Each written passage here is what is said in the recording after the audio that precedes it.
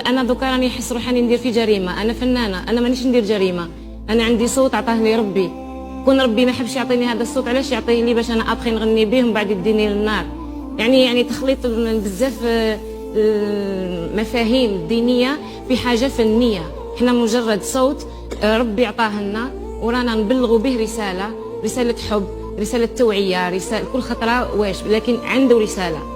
فعلى هذه نحس كي يقولوا الفنان تاب. علاش تبت؟ واش كنت دير؟ كنت تسرق ولا كنت تقتل؟ اوكي، مي كنت تغني وبقلبك وبمشاعرك.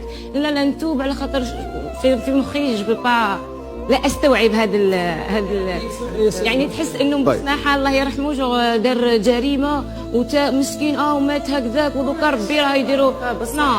كاين حوايج له ربما هادو مفاهيم انا بالنسبه لي مفهوم غلط. مفاهيم راني معاك، بس التوبه مش محتم على انا نعرف واحد يتوب على حاجه غلطه، واحد